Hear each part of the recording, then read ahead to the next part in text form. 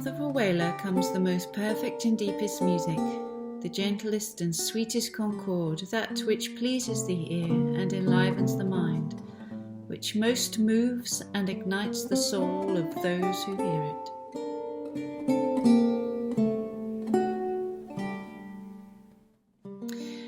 These lines can be found in the preface of Book 1, which is part of a 7-book collection published in 1547. The music in these books is composed by Enriquez di Valderrabano, and the collection has the title Libro di Musica di Fur Whaler intitolado Servade Serenas. The books contain roughly 200 pages of music for the Spanish fur whaler, an instrument played extensively in 16th century Spain. This is the first part of 2 episodes for the Priory music series online, celebrating this beautiful instrument and its music. This week I've been chatting to Oliver Kinsella. He's a classical guitarist and a third year studying at the Royal Birmingham Conservatoire. He's sharing with us a selection of variations by Luis de Narvaez, a Spanish-born composer and fur whaler player. These variations are some of the earliest known to us, and they're found in Narvaez's set of 6 books called Los Libros de Delfín de Música, published in 1538. Ollie has chosen 3 variations from a set of 6. These diferencias, as they're so called, are based on a hymn. The work is called Seis Diferencias sobre o Gloriosa Domina. The blossoming of the fur whaler in Spain was brief, evolving in the mid-15th century. Most folks know the fur whaler as a guitar-like instrument, distinguishable from the lute due to its flat back and Iberian and Arabic-style decorations.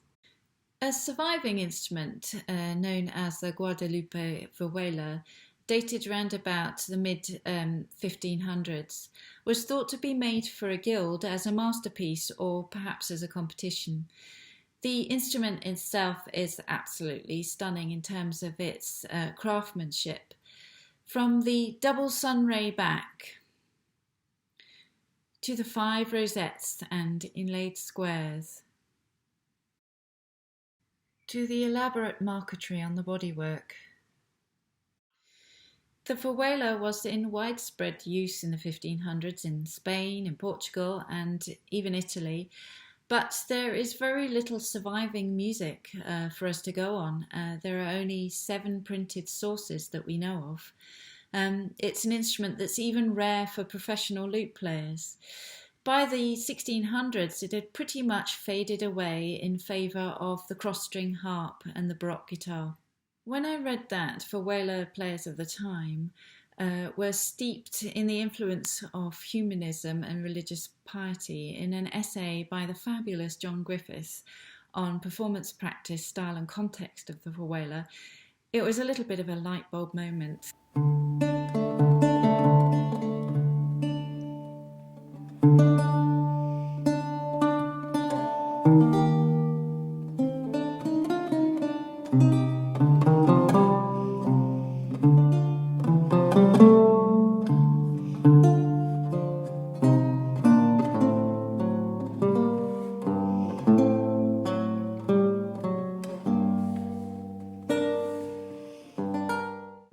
Fur whaler music, I feel, is different.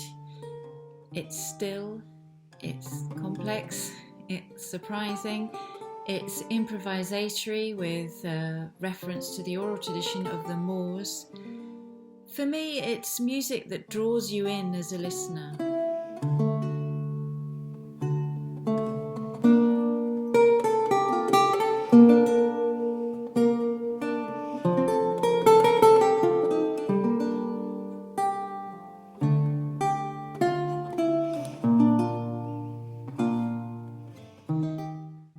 Luis de Narvaez was a highly regarded musician, and he was well known for his improvisatory skills on the fur whaler.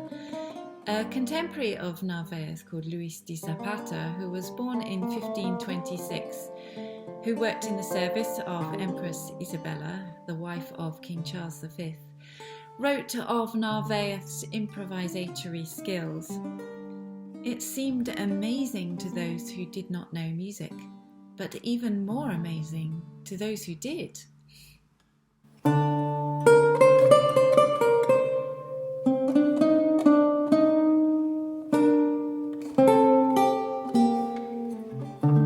The piece you're hearing is called La Cancion De El Emperador, and it's an arrangement by Narvaez of a very popular tune of the time called Mille Regrets. This tune was originally penned by one of the greatest composers of Renaissance Europe, Josquin du Pré.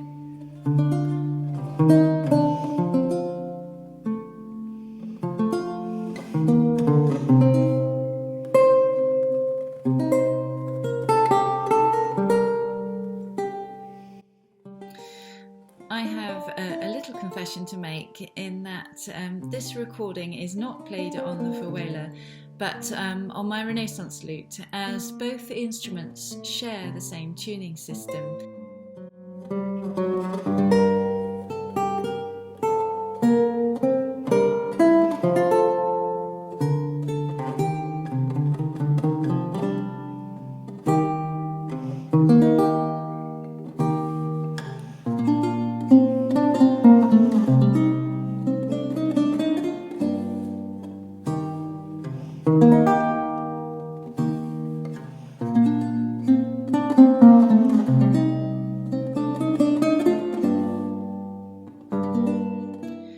I find the music of the Fur Whaler hauntingly beautiful, and to be able to play this music on the instrument it was intended for, to be able to play it on the Fur Whaler, is definitely on my wish list. Hi Ollie, welcome to the Priory Early Music Series. Hi Liz, thanks for having me. Ollie, you've played quite a bit of the early lute repertoire on the classical guitar, and last year you played for us in our Priory Early Music Series concert, Strings Old and New, which was performed in Great Malvern Priory, and it was very exciting. We had lots of lutes, lots of guitars. It was jolly good fun. And you played a lute work by John Dowland then. I think it was the Earl of Essex's Galliard, as I remember. Yes, yeah, that's right. This year, you were due to take part in our Pretorius project, which sadly wasn't able to happen, Dances of Terpsichore. But Ollie, what is it that draws you to play this earlier lute repertoire on the classical guitar? What is it about the repertoire that interests you? I think it's a few things really, a few small things. I mean, I was first interested when I sort of came to the conservatoire for the first time, because it was something that I actually hadn't really explored. The earliest repertoire that I'd played up until then was probably Bach. Wow. So it sort of sparked an interest when I mean, especially when I started lessons with you, that this whole sort of genre or this period of repertoire I just had no idea about, and I was sort of fascinated by it. And then once I got into it, I think there's this element to it of finding a balance between what was intended for the original instrument and transferring that onto the guitar. Yeah. And what could be brought to it by doing that, and what I can take from that sort of repertoire in everything else that I play. Yeah. Yeah. So I think those two are probably the main things. It's fascinating, isn't it, that how a different instrument can really change a piece. And I know that we've talked a lot about in the classes. We've talked a lot about how Bach or Weiss sounds so different on the Baroque lute, and the pieces that you are performing for us in this episode are by Luis de Narvaez, and these are for a very rare instrument, the Fur Whaler de mano, which is even rare for lute players, let alone guitarists. And you're performing a set of, well, three parts of a 6 variation set called Seis Diferencias sobre o Glorioso Domino, which is a bit of a mouthful. Yes. But I mean, in the manuscript, these are some of the earliest known variation sets. So, can you tell us a little bit about these really special, rare pieces that are played on a very rare, unknown instrument, the Fur Whaler? Can you tell us a little bit about your thought processes in terms of how you prepare for a performance of this repertoire? Yeah, definitely, because it's a bit of a challenge, really, even though it's fascinating being the sort of earliest set of variations. Um, a lot of thought has to go into how different the variations are Yeah. and what you can do to distinguish between them. Because especially, I mean, certainly every performance that I've done of this piece has been all 6 variations. Yeah. So without that thought, it can get a little bit almost relentless polyphony and Yeah. very much of a similar sort of style. So it's been finding a balance between um, seeing what I can do with it, especially on the modern guitar, and what sort of variation in sounds I could have.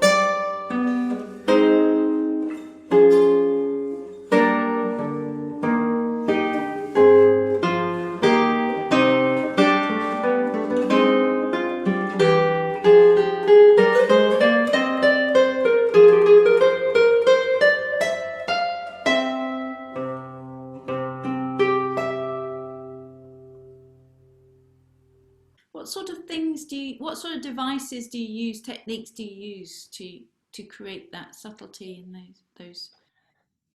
If I use the third movement, for example, um, it begins with a something that I feel is very hymn-like. I know the entire piece is based on a hymn, but this section specifically feels as if it is the hymn just by itself in 2 voices, and it's almost as if you're sort of in an empty church listening to it. Yeah. And so I use a much more of a sort of tasto sound on the guitar Yeah. to replicate the 2 voices and try not to do anything else with that. Yeah. So it sounds as if it's 2 voices singing it.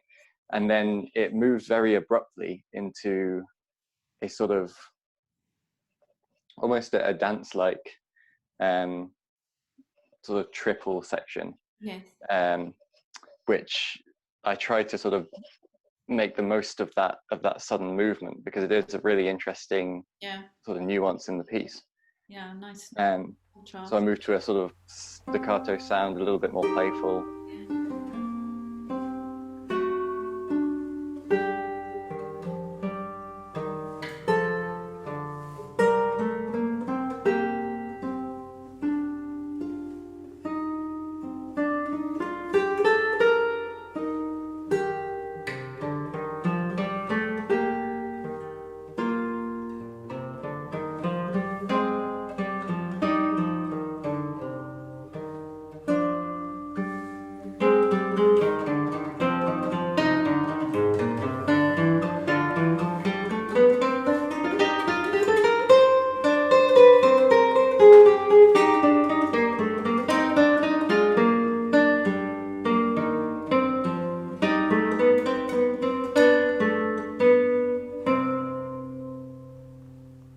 Have you ever considered taking up an early stringed instrument? I have considered it, but I know it's yeah. I know Chris said before that moving to to try the lute, the Baroque lute, or the Renaissance lute, or the Vuela, it's a big change having to think about playing without nails. Um, yeah, and I'm not sure I could do it. I often say it's like moving over to the dark side. Yeah.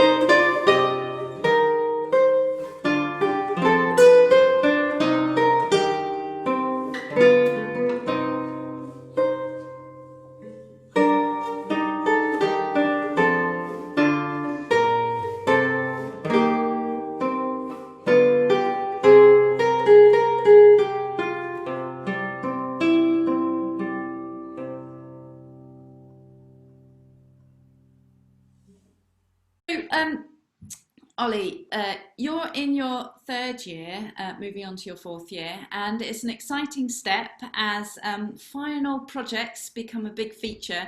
Can you tell Yes. us a little bit about your plans for your final project and what form are you hoping it will take? Yeah, of course. So I'm planning at the moment to do a concert that is quite a contrast to what I'm playing in this episode. And I'm doing a concert of 21st century works for the classical guitar Wow. in a variety of different chamber settings, so in different duos and ensembles. Yeah. So, for example, I mean, there's a big list of pieces that I'm choosing from still, but I'm hoping to do a duo for guitar and clarinet, guitar and voice. I'm hopefully commissioning a work for guitar, classical guitar and electric guitar duo.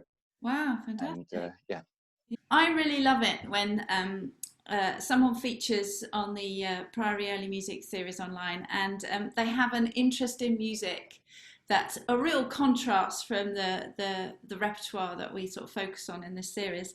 And you play in a folk quartet called I the do. Peace Wanderers. Yes. This sounds such fun, such fun. And it's quite a unique combination of instruments. And you have a newly released album called Indistinctive Noodling. Can you tell me all about this fabulous project? Yeah, of course. It's yeah. So as you say, it's quite a unique combination of instruments in any genre of music, let alone folk. It's for acoustic guitar that I play, djembe, cello, and bassoon, Wow! folk bassoon, which is yeah, quite exciting. So it's been a lot of fun. We do. I mean, we do traditional tunes as well as much newer tunes, and we do our own arrangements of Yeah, them for this combination of instruments. fantastic. So it's yeah, it's been so much fun. And for our listeners at home, we have a little extract of their album.